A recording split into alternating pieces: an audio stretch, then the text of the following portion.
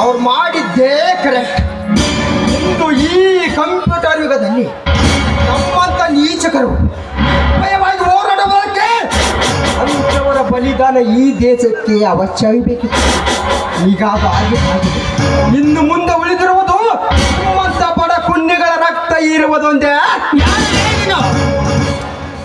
ಇಷ್ಟೊಂದು ಕಡು ನುಡಿಗಳನ್ನು ನುಡಿಯುತ್ತಿರುವ ನಾಚಿಕೆ ಎಟ್ಟ ನಾಯಿ.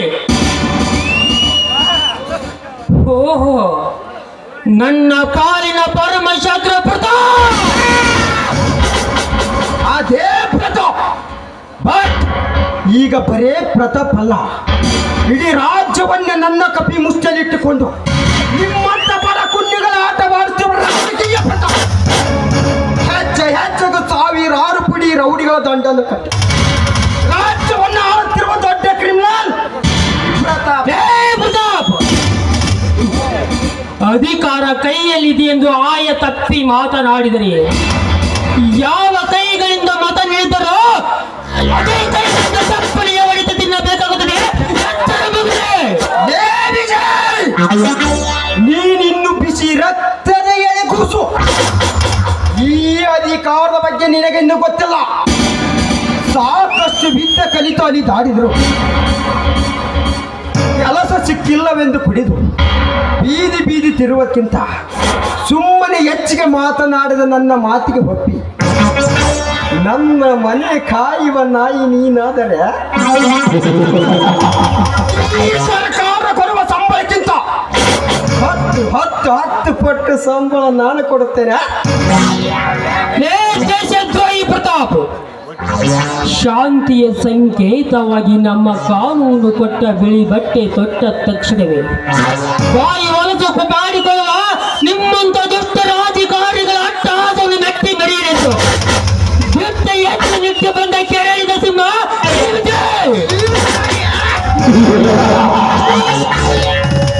ಸಿಂಹದ ಮರಿಯಾದ ವಿಜಯ್ ತುತ್ತು ಅನ್ನಕ್ಕೆ ಗತಿ ಇಲ್ಲದ ಬೀದಿ ಬಿಕರಿಯಾಗಿ ತಿರುಗುತ್ತಿರುವ ನಾಯಿ ನೀನು.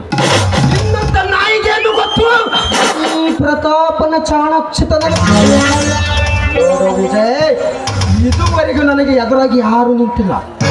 ಇಂದು ನೀನು ನನಗೆ ಎದುರಾಗಿ ನಿಂತು ಶತ್ರುವಾಗಿ ಉದ್ಭವಿಸಿದೆಯಲ್ಲ, ಇದೇ ನಿನ್ನ ವೇದವಾಕ್ಯವಾದರೆ ಇನ್ನು ಮುಂದೆ ಈ ಊರಿನಲ್ಲಿ ಬೊಗಸ ನೀರಿಗೆ ಹುಚ್ಚು ನಾಯಿ ಅಂತ ಅಲಿದಾಡುವಂತಾಗುತ್ತದೆ ನಿನ್ನ ಬಾಳು. ಹಾಗೆ ಮಾಡುವುದೇ ನನ್ನ ಆಟ. ಆಟ ಎನ್ನುವುದು ನಿನ್ನದು ತೊಟ್ಟು ಬಟ್ಟೆಯಾದರೆ ನನ್ನದು ಮೈಗಂಟಿದ ಚರ್ಮ. ಆಟ ಎನ್ನುವುದು ನೀನು ಬೆಳೆಯುತ್ತ ಕಲಿತಿದ್ದು ನನ್ನದು ಹುಟ್ಟು ಗುಣ. ರಾಜಕೀಯ ದರ್ಪದಲ್ಲಿ ಕೊಬ್ಬಿನಿಂದ ಉಬ್ಬೇರಿಸಿ ಮಾತನಾಡಿದರೆ 206 ಎಲುಬುಗಳನ್ನು ಎಣಿಸಬೇಕಾಗುತ್ತದೆ. ಜೋಕೆ ಕುಮಾರ, ಹಾವು ಕಡಿದರೆ ಮಾತ್ರ ವಿಷ, ನಾನು ಕತ್ತರಿಸಿ ನೋಡಿದರೆ ವಿಷ. ನಾಳೆ ನೀನು ಸತ್ತರೆ ನಿನ್ನ ಸ್ಮಶಾನಕ್ಕೆ ಒತ್ತೊಯ್ದು ಮಣ್ಣು ಮುಚ್ಚಲು ಯಾರಿಲ್ಲ. ಈ ಉಗ್ರ ಪ್ರತಾಪನ ಎಲುಬೆನವಷ್ಟು ಕಿಮ್ಮತಿ. ನನ್ನ ಎಲುಬು ಎಣಸು ಕನಸು. ನೀನು ಬದುಕಿಲ್ಲದ ದಿಕ್ಕೇಡಿ ಎಂಬುದನ್ನು ಮರೆಯದಿರಲೇ ಮಗನೇ. ವಿಚಾರ ಮಾಡುತ್ತೀರ, ನಾಳೆ ನಾನು ಸತ್ತರೆ ನನ್ನ ಎಣಕ್ಕೆ ಮುಕ್ತಿ ಕಾಣಿಸುವರೆ ಯಾರೆಂದು ವಿಚಾರ ಮಾಡ. No problem. ನನ್ನ ಮನೆ ನಾಯಿಗೆ ಒಂದು ದಿನದ ಆಹಾರವಾಗುತ್ತೀಯ ಅಷ್ಟೇ. ಮಾತುಗಳ ಸಾಮ್ರಾಜ್ಯದಲ್ಲಿ ಮೌನವೇ ಸಿಂಹಾಸನ. ಅದರ ಅಧಿಪತಿಯೇ ಈ ವಿಜಯ್. ಏನಂದೆ? ನನ್ನನ್ನು ಅನಾಥನೆಂದು ಬರುತ್ತಿರುವೆ. ನನ್ನ ಮಾತು ಈಗ ಶುರುವಾಯಿತು, ಗಮನವಿಟ್ಟು ಕೇಳು. ಪ್ರತಿ ಕ್ಷಣವೂ ಕಣ್ಣಲ್ಲಿ ಕಣ್ಣಿಟ್ಟು ಈ ಭಾರತ ಮಾತೆಯನ್ನು ಕಾಪಾಡುವ ಪ್ರತಿಯೊಬ್ಬ ಸೈನಿಕನು ನನ್ನ ಒಳ ಹುಟ್ಟಿದವರು. ಹಸಿವು ಎಂದಾಗ ಅನ್ನ ಹಾಕುವ ಪ್ರತಿಯೊಬ್ಬ ನೇಗಿಲ ಯೋಗಿಯೋ ನನ್ನ ಬಂಧು ಬಳಗ. ಇದಕ್ಕಿಂತ ಇನ್ಯಾವ ಸಂಬಂಧ ಬೇಕೋ ಈ ವಿಜಯನಿಗೆ? ತುತ್ತು ಕೂಳಿ ಗತಿ ಇಲ್ಲದ ಕುಳ್ಳಿಗೆ ಇಂಥ ಜಂಬದ ಮಾತಿಗೇನು ಕೊರತೆ ಇಲ್ಲ. ಎಷ್ಟೇ ಸೊಕ್ಕಿನಿಂದ ಈತ ನುಡಿಗಳಾಡಿದ್ರು ಎಲ್ಲ ವ್ಯಕ್ತ. ಏಕೆಂದರೆ ಗುಡಿಸಲು ಅರಮನೆಯಾಗಲಾರದು, ಕಣ್ಣು ಕಾಣದ ಕುರುಡ ಪ್ರಪಂಚವನ್ನು ನೋಡಲಾರ.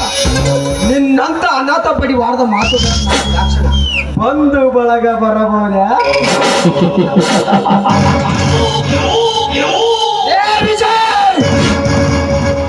ನೆಪ ಮಾತ್ರಕ್ಕೆ ರಾಜಕೀಯ ವೇಷವತ್ತ ನೀನರ ಭಕ್ಷಕನ ಮಧ್ಯದಲ್ಲಿ ಮದ್ದಾನೆಯಂತೆ ಮೆರೆತಿರುವ ನಿನ್ನ ಮದ ಮಗ್ನಗೊಳಿಸುವುದೇ ಈ ಮಗಧೀರನ ಮರ್ಮ. ಸಂಧಿಯಲ್ಲಿ ಮಾನ ಕಳೆದರೆ ಅವಮಾನ, ಸಂಧಿಯಲ್ಲಿ ಮಾನ ಕಳೆದರೆ ಮನೆತನಕ್ಕೆ ಗೌರವ. चांद चांदीसी होता है, सीता रंग नहीं. चार एक से होता है, आऊंगा फिर आएगा.